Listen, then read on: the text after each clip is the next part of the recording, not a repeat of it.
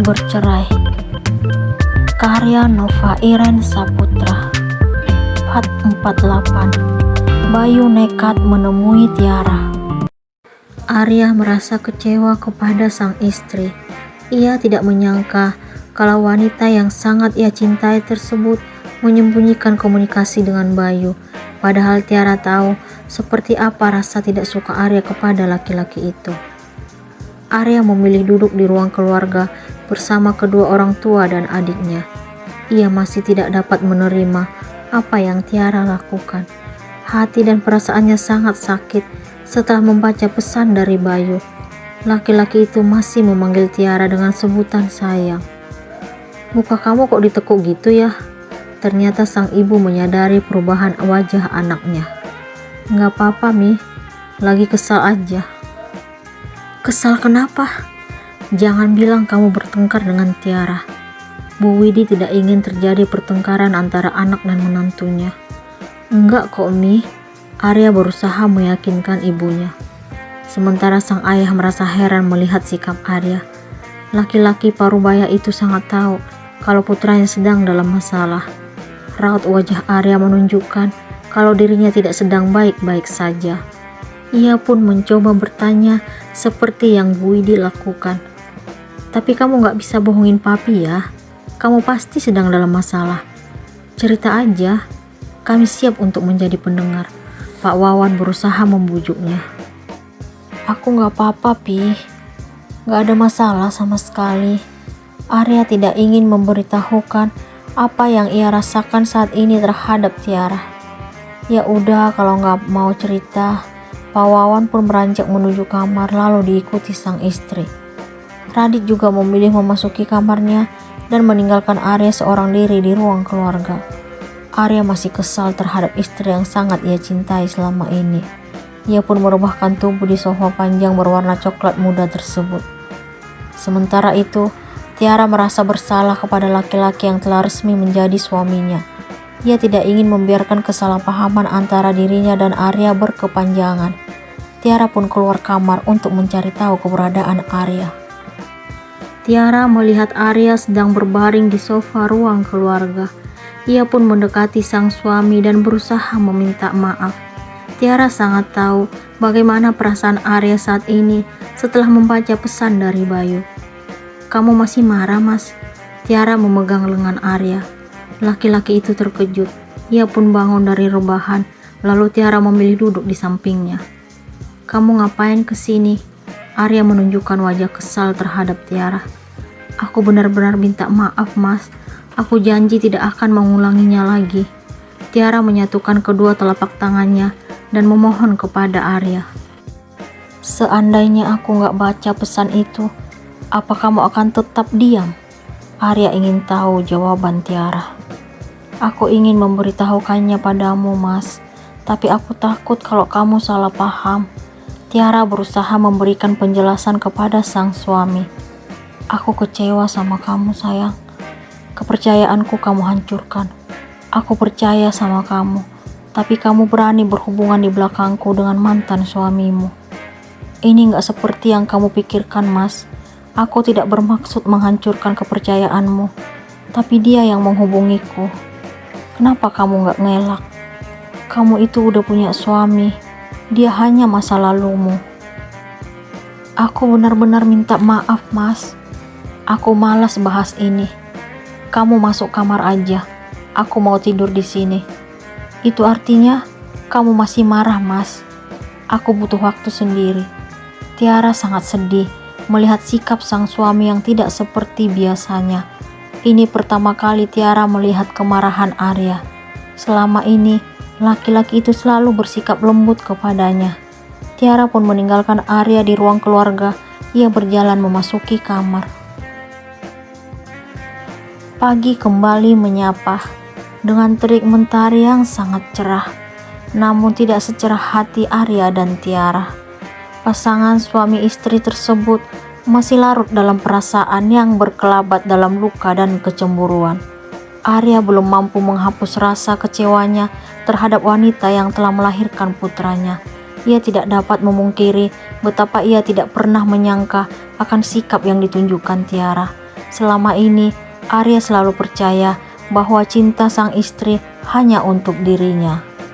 Sementara Tiara merasa canggung dan bersalah atas apa yang terjadi terhadap dirinya dan sang suami. Ia tidak pernah menduga kalau apa yang Bayu lakukan telah membuat hubungannya dan Arya menjadi renggang. "Aku pergi ngantor dulu ya."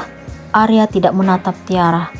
Tiara seperti biasa ingin mencium punggung tangan suaminya dengan takzim, tetapi laki-laki itu berusaha menjauh dan ia juga tidak mendaratkan kecupan di kening Tiara sebagai rutinitas pagi sebelum ke kantor. "Kamu masih marah, Mas?" tanya Tiara dengan perasaan sedih. "Aku malas bahas ini pagi-pagi. Ganggu mood aja." Arya memberikan jawaban dengan ketus. "Aku minta maaf, Mas. Aku sedih kalau kamu seperti ini. Aku jauh lebih sedih karena sikap dan ketidakjujuran kamu terhadap suami. Jadi, kamu gak ingin maafin aku, Mas? Kamu marah padaku? Baiklah, jika itu yang kamu mau." Tiara pun menjauhkan diri dari suaminya. Arya sangat lemah mendengar sang istri berbicara seperti itu. Ia tidak ingin jika Tiara pergi dari rumah seperti yang dilakukan beberapa waktu lalu. Arya pun luluh. Ia langsung memeluk Tiara dari belakang. "Jangan bicara seperti itu, sayang. Aku gak mau hubungan kita renggang hanya karena laki-laki masa lalumu. Aku sakit saat dia memanggilmu dengan sebutan sayang. Kamu tahu seperti apa besarnya cintaku padamu. Aku gak mau kehilanganmu." Arya menempelkan dagunya ke bahu Tiara. "Aku juga mencintaimu, Mas. Tidak mungkin aku berpaling ke lain hati. Laki-laki itu hanya masa laluku, gak lebih. Aku harap kamu percaya pada istrimu." Dua insan itu akhirnya mampu menyelesaikan kesalahpahaman yang terjadi di antara mereka. Arya berjanji akan percaya sepenuhnya kepada sang istri.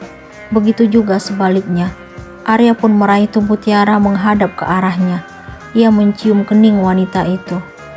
Tiara juga mencium takzim punggung tangan sang suami hingga akhirnya laki-laki itu berangkat untuk melakukan kegiatan rutinitas setiap hari di kantor.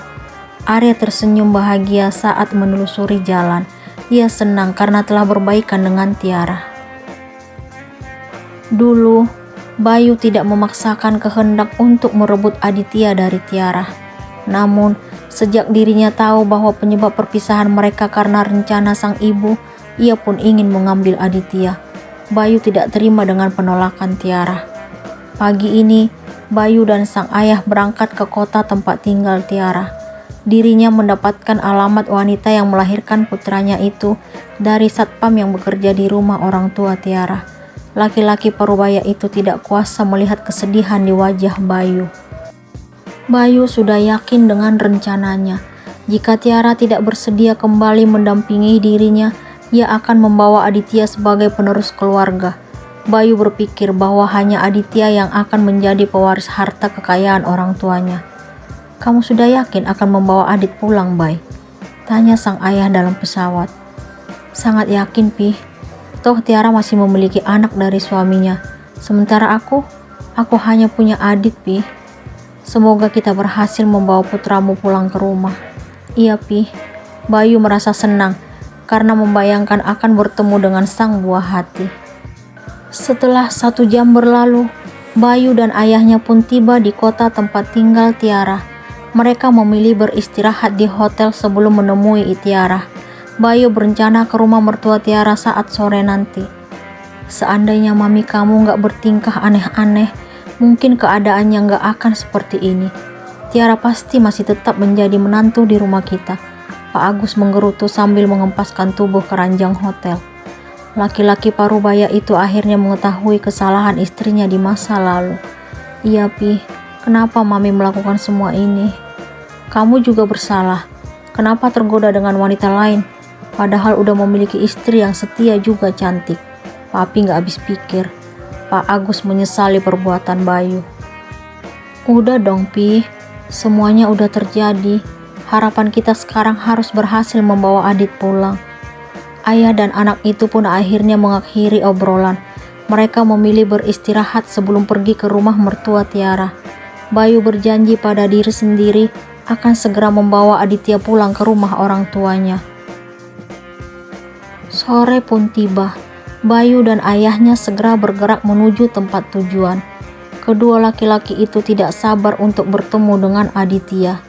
Pak Agus dan Bayu membayangkan kalau anak itu tinggal bersama mereka, kebahagiaan akan menghiasi hari-hari mereka. Sementara itu, Tiara yang sedang berada bersama kedua putranya di halaman sangat terkejut melihat kehadiran sang mantan suami dan ayahnya. Ia pun segera membawa Aditya dan Arga memasuki rumah. Tiara merasakan sesuatu yang aneh setelah bertemu dengan Pak Agus dan Bayu. Arya dan sang ayah yang baru pulang dari kantor juga sangat terkejut melihat Bayu dan ayahnya yang kini duduk di teras depan. Arya tidak menyangka kalau laki-laki masa lalu Tiara kini ada di hadapannya. Ia kembali mengingat sebutan sayang yang ditujukan Bayu kepada Tiara semalam. "Ada perlu apa kesini?" tanya Arya dengan ketus. "Mau ketemu anakku," jawab Bayu dengan ketus juga. Dasar laki-laki aneh. Dulu Tiara nggak dianggap, sekarang butuh. Arya tersenyum sinis kepada Bayu. Bayu langsung berdiri lalu menghampiri Arya. Ia memegang kerah kemeja Arya. "Jangan halangi aku untuk bertemu anakku. Berani-beraninya kau berbuat seperti ini di rumahku." Arya mendorong tubuh Bayu. "Berhenti!" Tiara tiba-tiba berdiri di depan pintu masuk rumah mertuanya. Ayah mertua Tiara tidak ingin terjadi perkelahian antara putranya dan Bayu. Ia pun meminta Arya menyelesaikan masalah yang ada dengan kepala dingin. Ia sangat tahu seperti apa perasaan Arya karena harus bertemu dengan mantan suami Tiara. Sementara itu, Pak Agus juga berdiri lalu menghampiri Tiara. "Izinkan Adit pulang bersama kami, Nak." Ia pun menyampaikan niat dan tujuannya mengunjungi rumah mertua Tiara. Tiara sangat terkejut mendengar permintaan Pak Agus. Ia tidak pernah percaya kalau laki-laki parubaya itu tega memisahkan dirinya dengan Aditya. "Itu nggak mungkin, Pi. Tia nggak akan pernah memberikan Adit pada kalian. Dia anak Tia." "Tapi dia juga anakku," Bayu turut menimpali. "Jangan pernah bermimpi untuk memisahkan aku dengan anakku." Tiara menaikkan suara. "Tujuan aku dan papi kesini untuk membawa Adit pulang." Bayu tetap bersikeras. "Tidak." Tiara tidak kuasa menahan bening kristal dari pelupuk matanya agar tidak jatuh. Arya tidak terima melihat istrinya bersedih. Ia pun mendaratkan pukulan di pipi kiri Bayu. Apakah niat dan rencana Bayu akan berhasil?